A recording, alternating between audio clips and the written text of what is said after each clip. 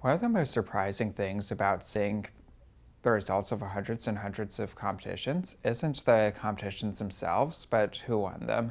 If you're following machine learning a decade ago, then you'd think that people doing interesting work in machine learning were limited to a couple large companies that operating online, a couple hedge funds, and some top academic labs. But running hundreds of competitions exposed that's not the case whatsoever. People great at machine learning come from a really diverse array of different backgrounds and different countries. Most of our winners actually are from outside the US, so many different countries around the world. Many of them aren't bright-eyed, fresh machine learning PhD students, but are instead people who have worked 40 years in another career, such as computer science or physics or electrical engineering. Then they've read a lot about machine learning and AI, which piqued their curiosity. They became passionate about, and then they spent several years of their free time to really grow their skills there and grow deep into machine learning.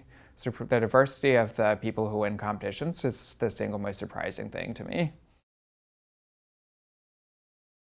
Right now, machine learning is still very much in its infancy.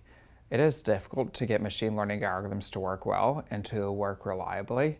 And on a decade-long time horizon, that is going to completely change. Right now, if I want to spin up a new reliable web service, it's a really straightforward thing from an engineering perspective to go and spin up a new web app or spin up a new iPhone app that works well and works effectively. Machine learning, it's going to become just as easy to create and use as an iPhone app is or a web app is. So it's not going to be this magical thing that requires a small number of really specialized experts to create and use. It'll be access to machine learning will become much more commoditized and democratized.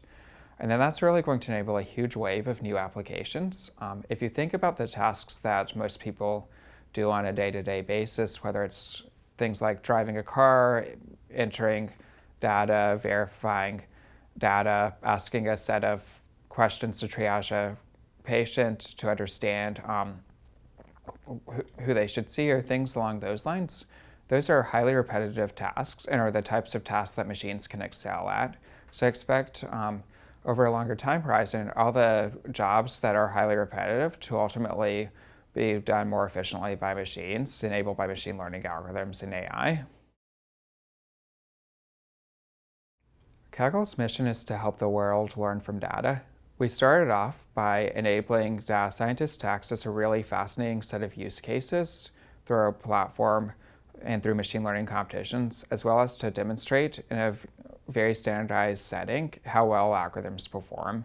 However, we're going to extend much more broadly from that. As part of our next focus for helping the world learn from data, we think that data science tools and workflows are 3 decades behind their software engineering equivalents. Data scientists don't have good tools for collaboration right now.